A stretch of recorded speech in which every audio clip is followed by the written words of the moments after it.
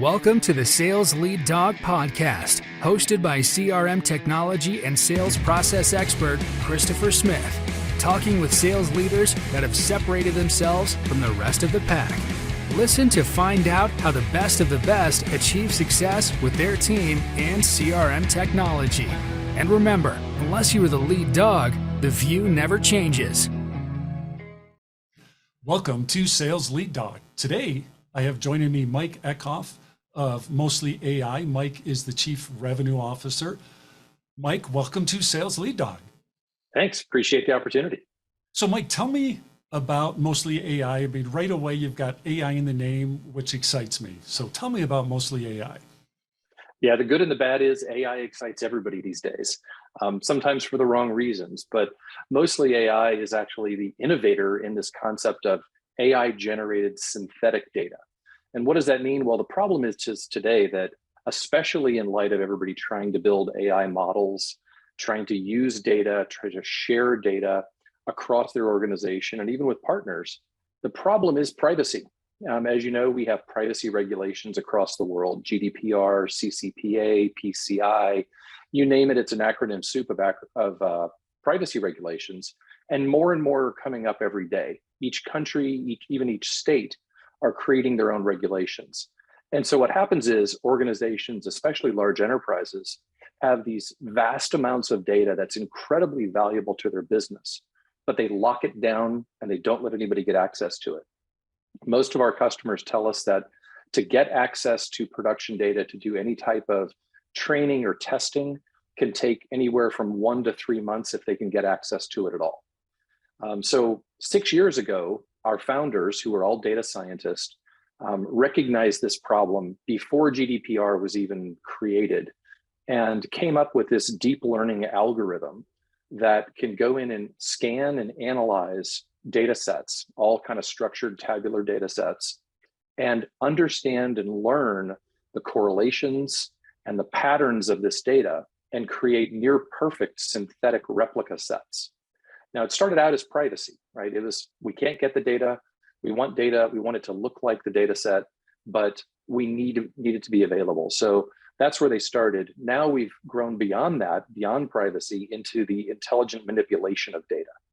And so what's happening now is our customers use our platform, which they install in their secure data centers, to learn their data, create replicas that they can use for more use cases than I can begin to think of. Yeah, that really resonates with me because I mean, I was just going back in my memory where you know, as we implement CRM for large enterprises, trying to have a data set that's meaningful and realistic in a UAT environment is a huge pain point. We'd have to go like, all right, let's take a copy of production and we're going to go through and write a program that's going to go in and randomize data. But as soon as you do that, it doesn't look real anymore. And anytime you want to refresh your data was always a pain point. And to especially time series, time sensitive data, right? You're trying to show a demo to somebody and you want to show them a deal that's 3 months out, but trying to create rules to manage all that is incredibly difficult. No, it really is. It's a giant time suck. And so most people are just like, oh, screw it, I'll deal with what I've got. Or we'll take our data and we'll just make a bunch of excuses as we're doing the demo or whatever. And like, hey, like, no, this is just demo data. So don't pay any attention to the data. But when you do that, you're really losing a good chunk of your value proposition in terms of how you're presenting whatever it is you're presenting, because the data is not there. Yeah, or you've got the people trying to sell me sales tools all the time that show me their real live production systems. I see people's names I recognize and companies I recognize, and I'm like, I really shouldn't be seeing that deal in your CRM. Yeah, no, it's like, yeah, pretend I didn't show you this, which that is just not, you just can't do that, you know? So yeah, compliance, that's a huge problem. And so going back over your career, you know, you've held a lot of sales leadership positions. What are the 3 big takeaways you have from your career to this point? I always wonder, a lot of sales leadership positions, either I'm really good or I'm really bad at the job. I'm not sure which one it is. You know, when I think about leadership, it comes down to, in my mind, a couple of things. One, it's really being able to recognize talent and understand, what are the people that you need for a particular role.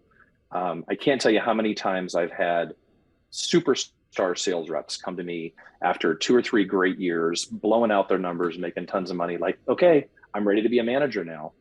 And my first question is, why? Why would you want to do that? You're great at what you do. You're making a lot of money. The natural progression of a great sales rep is not necessarily to be a sales manager. And so that's something I've tried to really focus on as I coach people through the years. So recognizing the talent of individual sales reps, why they're good, adapting to their skills and helping coach them and grow them is really the second part of it. I've always considered myself to be a player coach. I'm a big baseball fan, and I think about the manager of a baseball team who is the only leader of a sports franchise that's wearing the uniform. And it's not like they're going to go jump in and play the game, but they look like they could. Yep. And I think of a good sales leader as somebody who is that player coach. Yes, I could jump in and do the deal, but I'm not going to. I'm going to help you. I'm going to strategize with you, and I'm going to coach you through the process and hopefully make you better in the long run. And then I think the other piece of it is really just understanding the needs of the customer, because at the end of the day, it's what that customer needs. We're there to fulfill a problem or a pain they have. And I've seen a lot of people talk about what the purpose of sales is. And at the end, we're really not there to sell you something. We're also not there just to facilitate a purchase. If that were the case, they could have automated us a long time ago. We're there to help them identify a pain that's big enough that they're going to go take action, whether that means getting budget in an environment like ours where, no budget exists for synthetic data, right? We've got to create that pain and help them identify it and have the confidence there's a solution, and then be able to go take action against it. And following those kind of 3 basic principles, has certainly led to some good success over the years. That's awesome. So when you were in school, what did you want to be? Anywhere but where I was. I grew up I grew up in St. Louis. So, we'll talk about baseball again. You can certainly figure out where my allegiances are. Not a great year to talk about that, but I was the first kid in any part of my family to ever even think about going to college, and family was not able to afford to do that. In fact, even in high school, I worked all through high school, even before that, and sales was just something I did. I got a job in a retail store. I joke that I sold everything from sporting goods to lawn and garden equipment to pets. And, I've perfected the puppy dog sale with puppy dogs. But, when I started college, I was lucky enough to get a scholarship that paid for part of it, but I had to work. I worked almost a full-time job all through college. And sales was just what I did because I thought I was going to be this great chemist. Thought chemistry was really cool. I liked science. And so I started out in chemical engineering. Boy, did that bring me to realization quickly that was not what I was into. I realized that kind of theoretical science versus applied science are very different worlds. And so switched my major, thought I was still going to stay around that side of the business.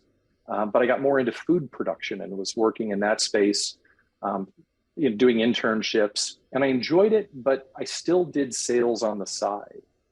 And so when I finished my degree, while I was looking for a job, I got a job selling telephone systems back in the day, or actually selling telephones back in the day when you had to go into a phone store to buy your Mickey Mouse phone. And I happened to luck into a situation where a person walked into the store and she kind of passed right by all of us sitting there at the counter. This was in Los Angeles.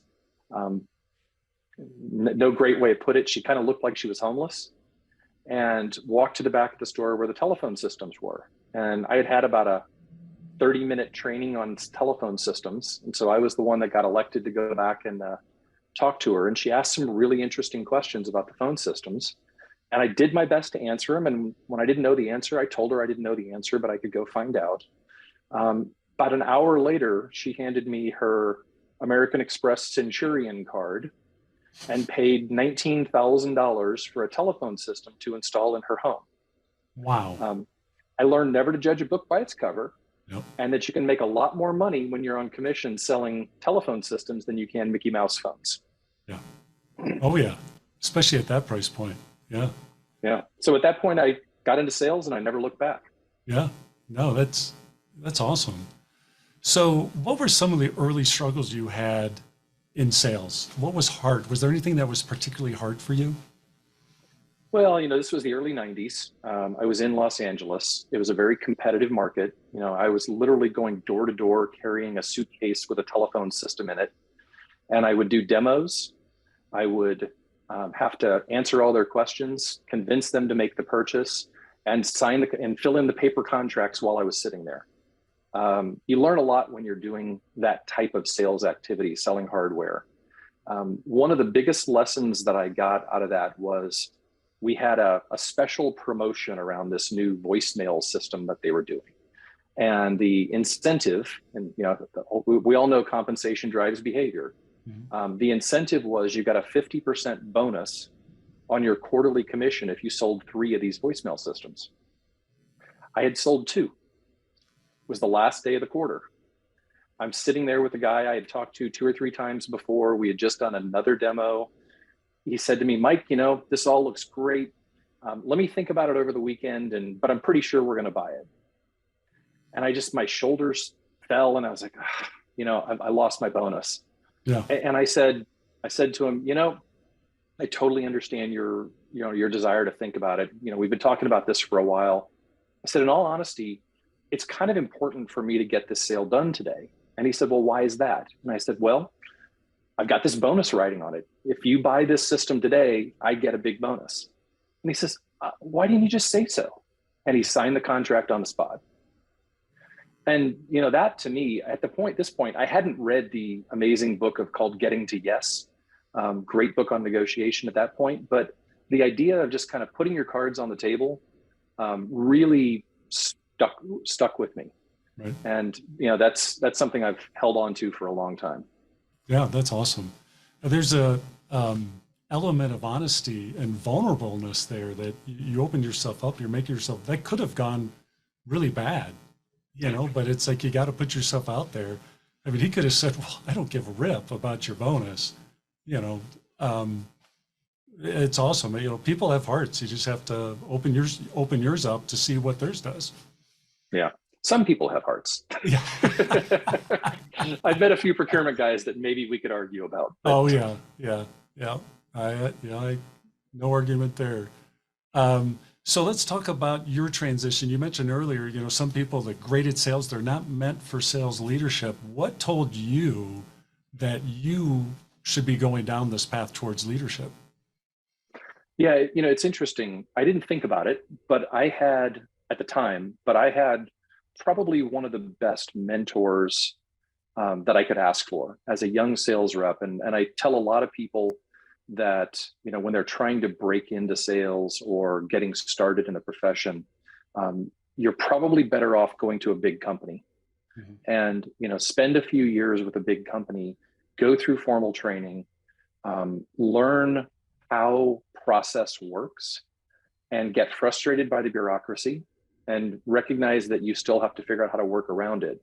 Because when you move into a small company like this, you've got to be able to figure out all those things on your own. And it's much harder to do. But that mentor that I had in a big company really helped me understand the importance of, strategy, team effort, pulling in other people into a sales cycle. And the 10 mantras that I repeat over and over that my sales team are tired of hearing, probably 6 or 7 of them came from that early mentor.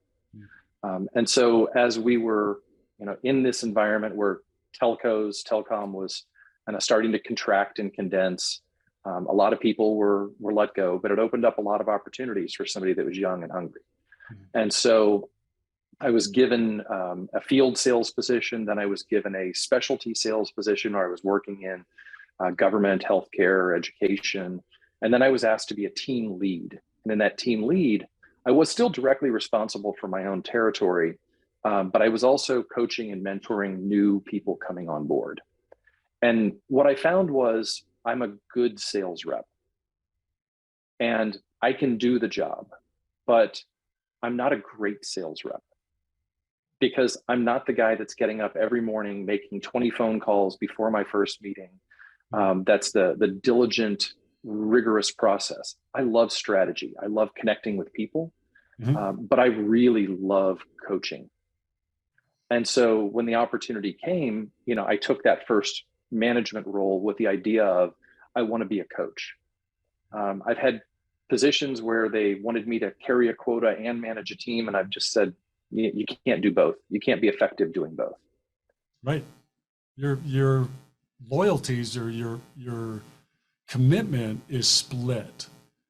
And, like, thinking back to like if you're a general commanding an army, one of the paradigm, never split your forces, and that's essentially what you're doing, and your effectiveness is going to go down proportionally, right? Yeah, absolutely. And I think at the same time, when you put all of your focus and effort into your team knows that they trust you.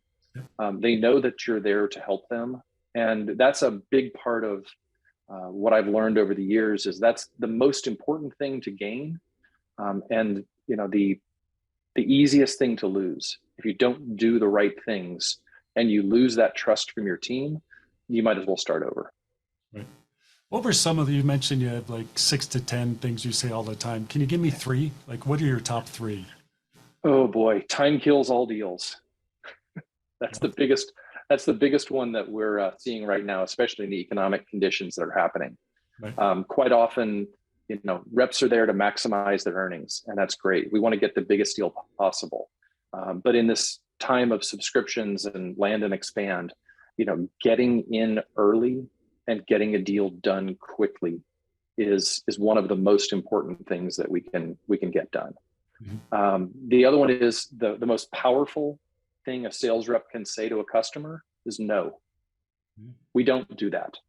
We actually have a slide in our standard sales deck, which we don't always use, but I like to pull it out quite a bit, which is just a list of the things that we can't do. Because many people want to talk about unstructured data. Can you scan documents? Can you, there's things that we don't do. And as a chief revenue officer, I'm responsible not just for new sales, but for existing customers. And whatever they sell, I've got to make sure that we can deliver. Right. So no, even if it's sometimes a reasonable ask, gives you some power. And it helps people recognize that this is an equal playing field. As you said, if you expose yourself a little bit, you show a little vulnerability, most people will treat you as people. But many times, if that's not the case, saying no can reset the bar. Yep. What is your philosophy around how you like to build and structure your team, your sales team?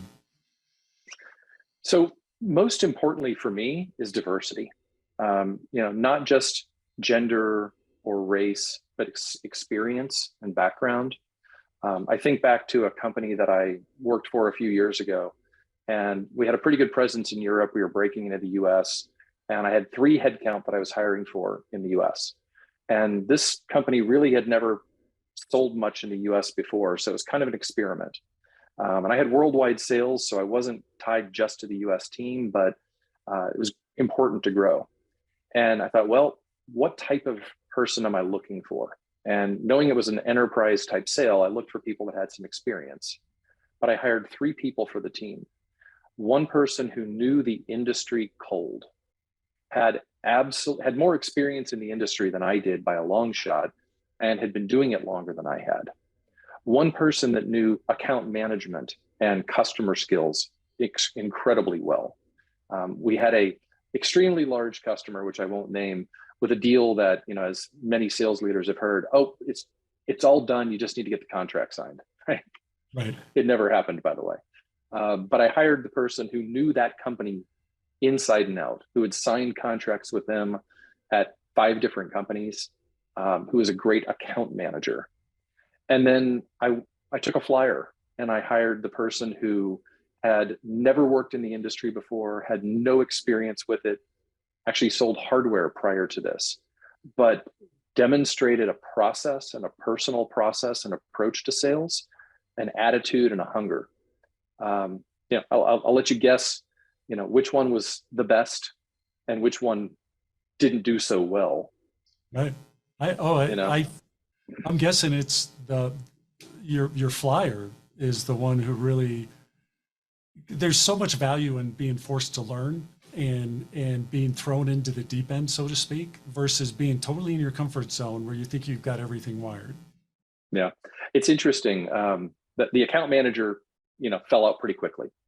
And if they watch this, they'll know who they are. No. Both of the other two did incredibly well. Oh, Both no kidding. Okay, so I got President's Circle. Wrong.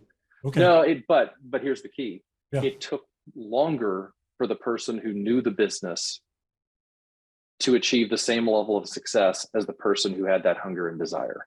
Yeah. Now, I will tell you, year over year, they argued who was the best for many years, probably still to this day do. Yeah. Yeah. I would never say one was better than the other, but I will tell you the person who was hungry brought more deals in faster. The person who knew the business brought in bigger deals over time. Right. But that pure account manager role just doesn't really play anymore. Yeah. Why do you think that is? What's changed to where that role isn't as effective? Yeah, I mean, there's great statistics out there, and you can look at any of the new models. Anything from challenger sale forward, that will tell you the shift in power from sales to buyer or from seller to buyer has happened a long time ago. 70 to 80% of the sales cycle happens before we even talk to them. That's right. So a lot of that we try to address with transparency in the process. It used to be that we had information you needed and you had no choice but to talk to us if you were interested in evaluating the product. And there, when I build that personal relationship, I can control it. I can manage the process, especially in large enterprise purchases. Right. Today, many times we don't even know who it is that's hitting our website because they're using personal browsers. Yes. They're not filling out the forms. We accept Gmail email addresses when you sign up for our free version. So we're now trying to follow this concept of a product-led sales motion, Yep. which is important in that the product has to be powerful, but the product doesn't sell itself, right? We still have a job to do as salespeople, which is what I said before. It's helping them understand the pain that we solve, put a value on that pain to the point where they go find budget, they go find authority to make that purchase. But ultimately, they have the power. They can go explore all of our competitors. They can get every bit of information about us. They can look at all of the different, review websites, whether you're up into the big analyst or you're still in the early stages as we are. There's more review websites out there than anything. Yep. So being able to understand the buyer's problem and then help position us as a solution, if we're the right solution, is Right. really fundamental. So you said it earlier in the show that people don't have budget set aside going into the year like, hey, we need to get this data tool. I'm going to have this, and I'm starting the year off. They're not thinking that way.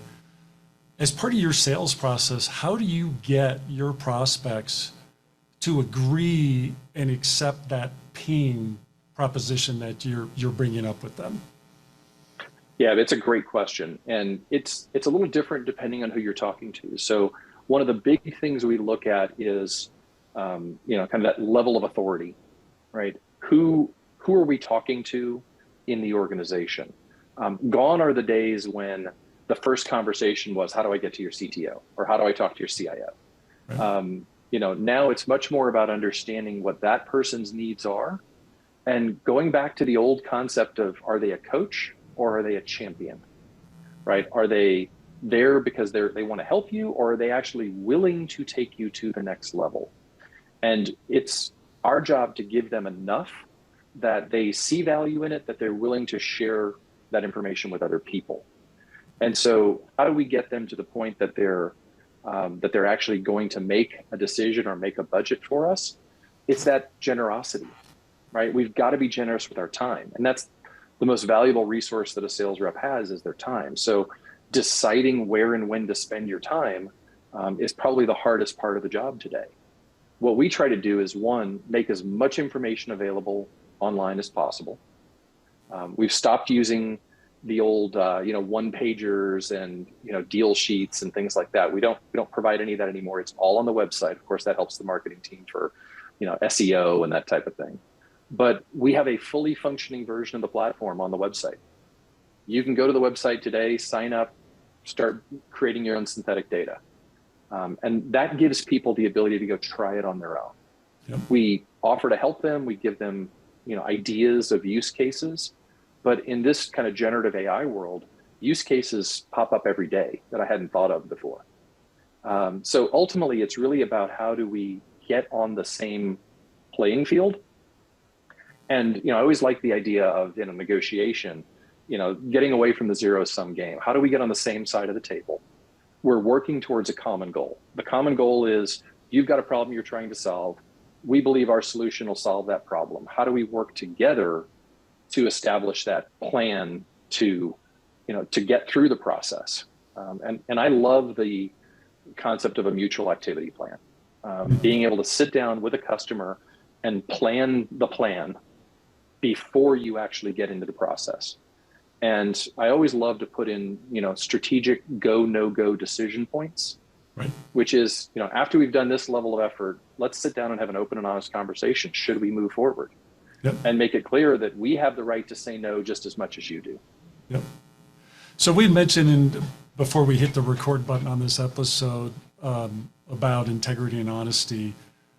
What role or how do you bring integrity and honesty into that discussion when you're having those types of critical discussions, formulating that plan with the customer?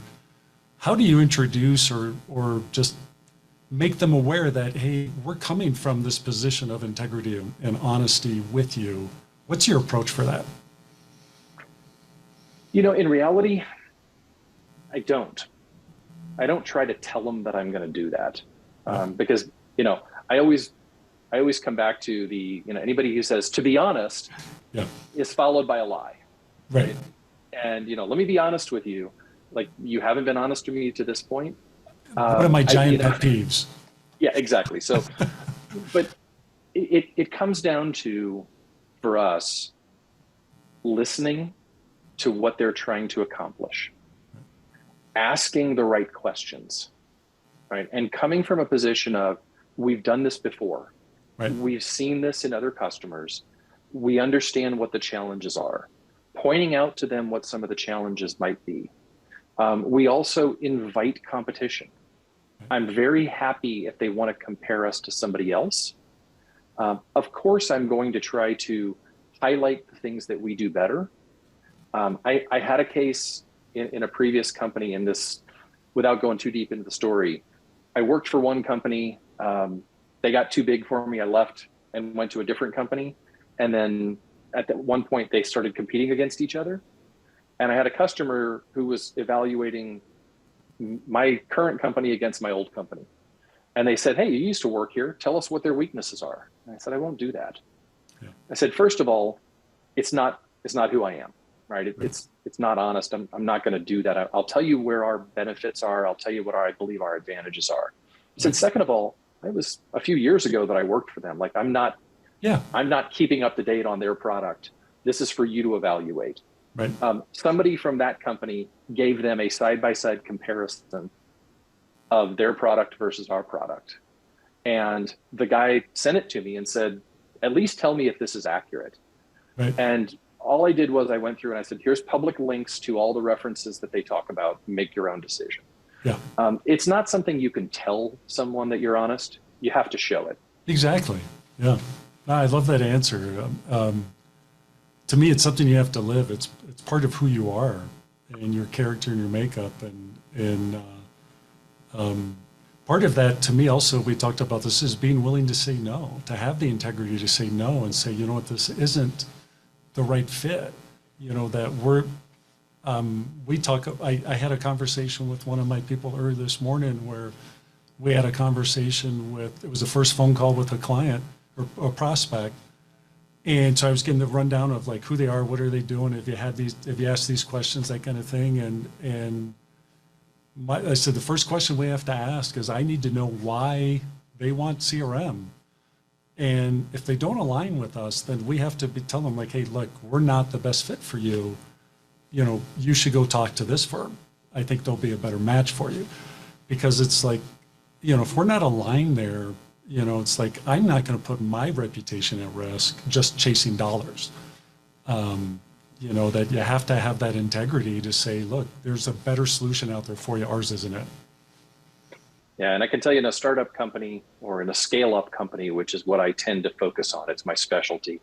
The board is really more interested in your retention rate than they are your new sales rate. Yeah. And if you are bringing customers in and losing them, your valuation is never going to get to the level that you want. No. Right? Your customer acquisition cost is great, but your lifetime value of a customer is even more important. And so I won't allow someone to bring in a customer that I don't have confidence is going to be with us. We're only 6 years old, but it's kind of a badge of honor internally that we've never had a customer churn. Right. And that's great. But at the same time, we go above and beyond to try to make sure that we take care of their needs. Yeah. And of course, someday somebody's going to churn. It will happen. We know. We're not gonna cry when it happens, but you've got to maintain that level of integrity with your customers, that when you're bringing them on, you're focused on their success, you're focused on adoption of the platform, and that leads to long-term relationships. You bet. That you summed up my world very well with that last statement, that it's, if you're not able to ensure that, hey, you're going to be successful through this for the long term, like, why even start? You're just introducing a lot of pain for yourself and even more so for your customer. And you're not going to live long in the business world if that's your model. Let's transition to one of my favorite topics, CRM. Do you love it or do you hate it? So I am one of the weirdos, I guess, that loves CRM, but I'll caveat that by saying when it's used correctly. Okay. And to me, what that means is it has to be a value add for the frontline sales rep. Yep. And for the frontline sales manager. If CRM is a task, I've had places where you had to, put a calendar entry to update your CRM once a week. If that's the case, then you might as well throw it away because it's not serving the purpose. Right. I've been very lucky to have some great reps who document everything in the CRM and are incredibly good at doing it. I've had some great tools that help and give very much, give extra power to the rep and value add to the rep and make their life easier. And when it's done correctly, the CRM should be a tool to make the rep more effective and give them better coverage. And that's when it becomes powerful. And when it's done right, then people are willing to use it. The information is kept up to date and you get real insights. Yeah. You can figure out how your ICP is changing over time. One of my big, things that I think about is forecast accuracy, right? Being able to predict to the board, to the organization, what's going to happen in the business. And if you don't have a clear understanding of how your deals are operating and you don't have updated CRM, it's impossible to have an accurate forecast. Yep. Oh man, it's music to my ears. I talk about that stuff all day long, and we, especially with forecasting, it's like you think about, especially in your role, all the decisions that have to be made based upon your forecast, and just how important it is to be able to have an accurate forecast. If you can't do that, it's more than just your arms tied behind your back. There's a whole bunch of other people in your organization that are going to be struggling as well.